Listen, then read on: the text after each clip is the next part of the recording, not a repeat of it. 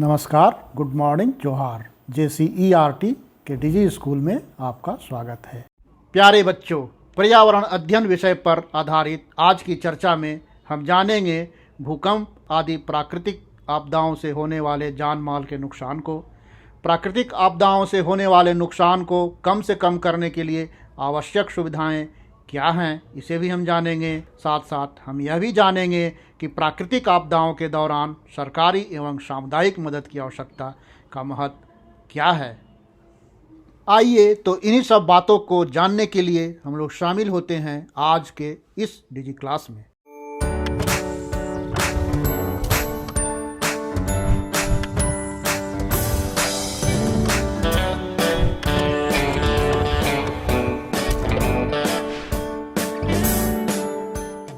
हमारी दुनिया कक्षा 5 प्रकृति का कहर पाठ से संबंधित चर्चा के दौरान मुख्य रूप से आज हम भूकंप से होने वाले जान माल के नुकसान को जानेंगे। साथ ही साथ हम इस बात पर भी चर्चा करेंगे कि इस प्रकार के प्राकृतिक आपदाओं के दौरान सरकारी तथा सामुदायिक सहयोग की आवश्यकता व महत्व किस प्रकार बढ़ जाती है। तो चलिए चर्चा की शुरुआत हम करते हैं। तो बच्चों, अभी तक हमने वज्रपात की घटना के बारे में जाना, उससे होने वाले नुकसान के बारे में जाना, उससे किस तरह से हमें बचाव करना है, कैसे बचना है, इसके बारे में जाना। अब आइए थोड़ी बातें हम लोग भूकंप की करते हैं। एक समाचार पत्र में छपी भूकंप के समाचार को पढ़ते हैं, आप ध्यान से इसे सुनिएगा। काठमांडू, नेपाल में भयानक भूकंप का सिलसिला बदस्तूर जारी है। 25 अप्रैल से 13 मई 2015 तक नेपाल में 202 भूकंप के झटके आ चुके हैं। नेपाल में करोड़ों रुपए की संपत्ति खाक हो गई और 8000 से अधिक लोगों की जान चली गई। नेपाल के लिए इससे उबरना काफ़ी मुश्किल होगा।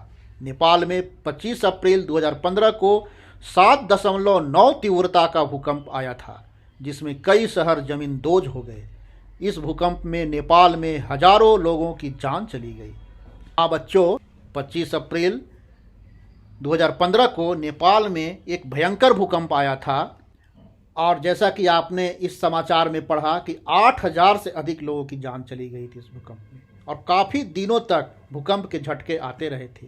लोग डर से अपने घरों में नहीं रह रहे थे और उन्हें अस्थायी टेंट आदि में रहना पड़ रहा था। सोचिए उनके साथ कितनी परेशानी हो रही होगी। तो बच्चों, आइए अब इन बातों पर भी ज़रा हम लोग विचार करें कि आपातकालीन सेवा समय पर मिल सके, इसके लिए किन किन बातों को जानना आवश्यक है। इस तरह की घटनाएं होती हैं तो समय पर वाहन उपलब्ध हो, उनके प्राथमिक उपचार हो, अस्पताल तक उन्हें पहुंचाया जा सके। तो इसके लिए हमें किन किन बातों को जानना जरूरी है, आप अपने बड़ों से पता कीजिए और साथ में पता करने के बाद नीचे जो तालिका दी गई है उसमें उन जानकारियों को लिखने का प्रयास कीजिए। जैसे आपातकालीन सेवा के लिए दमकल केंद्र का पता आप बताइए कि दमकल कहाँ होता है। दमकल जो आग को बुझाता है वो पता कीजिए कि कहाँ पर है और वहाँ का फ़ोन नंबर क्या है, उसे पता करके यहाँ लिखना है आपको।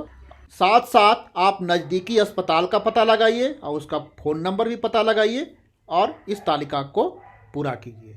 आप साथ साथ एम्बुलेंस का भी पता लगाइए कि एम्बुलेंस कहाँ उपलब्ध होता है और उसका फ़ोन नंबर क्या है। एम्बुलेंस एक वाहन है जिसमें मरीजों को बिठाकर या लिटाकर अस्पताल तक पहुंचाया जाता है। इसके साथ साथ बच्चों, आपको यह भी पता होना चाहिए कि नज़दीकी पुलिस थाना कहाँ है, उसका पता क्या है और उस पुलिस थाना का फ़ोन नंबर क्या है। तो इन सारी जानकारियों को पता लगाइए और इस तालिका को पूरा कीजिए। तो आपने प्राकृतिक आपदा, उससे होने वाले नुकसान और उससे बचाव के तरीकों को जाना। प्राकृतिक आपदा के दौरान जिन चीज़ों की आवश्यकता होती है उनका पता और फ़ोन नंबर का भी आप लोगों ने पता लगाया। अब आप इससे संबंधित ढेर सारी जानकारियां आपके पास हो चुकी होंगी बच्चों। तो आइए, आपके सामने कुछ शब्द लिखे हुए हैं, इन शब्दों को मिला करके आप एक रिपोर्ट बनाइए। जैसा कि आपने अखबार का समाचार का 2 रिपोर्ट आप लोगों ने सुना, एक भूकंप का और एक वज्रपात का।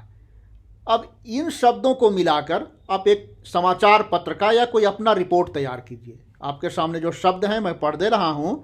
बाढ़, नदी का पानी, घायल लोग, खाने का पैकेट, राहत कार्य, कैंपों में रहना, लोगों के शव, जानवरों के बहते शरीर, डूबे घर, आकाश से निरीक्षण, दुखी लोग, गंदे पानी से बीमारियां, बेघर लोग, सामूहिक भोजन, फंसे लोग, आपने यहाँ पर कुछ शब्दों को सुना। अब इन शब्दों को मिलाकर आप एक रिपोर्ट बनाइए।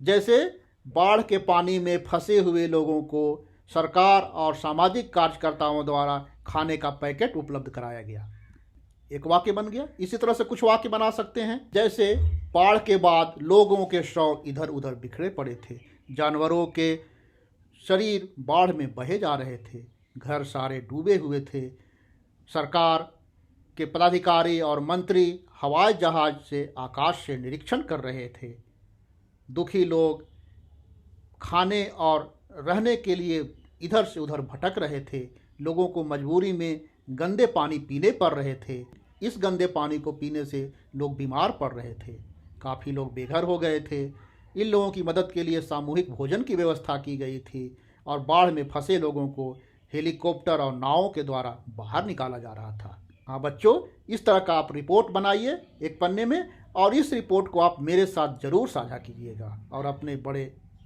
और अपने मम्मी पापा भैया दीदी को भी इस रिपोर्ट को अवश्य दिखलाइए। हाँ तो बच्चों, इस पाठ के दौरान हमने सीखा कि आपातकालीन स्थितियां जैसे वज्रपात, भूकंप एवं उनसे निपटने के उपाय क्या क्या हैं। साथ साथ हमने यह भी जाना कि भूकंप और वज्रपात के समय किस किस तरह की परेशानियां आती हैं। साथ साथ हमने यह भी जाना बच्चों कि इस स्थितियों में लोग कैसे एक दूसरे की मदद करते हैं, और साथ साथ हमने यह भी जाना कि जब ऐसी प्राकृतिक आपदाएं आती हों, खासकर वज्रपात के दौरान हमें किन किन सावधानियों का ध्यान रखना चाहिए और कौन कौन से व्यवहार हमें करना चाहिए और किन बातों को नहीं करना चाहिए। इस पाठ के दौरान या इसके बाद आप आवश्यक सुविधा वाले कुछ सहायता केंद्रों या व्यक्तियों का पता और फ़ोन नंबर भी पता करेंगे। धन्यवाद बच्चों, इस पाठ का तीसरा भाग समाप्त हुआ। अगले भाग में हम जानेंगे इस पाठ पर आधारित कुछ प्रश्नों को। जुड़े रहिए डीडी क्लास के साथ।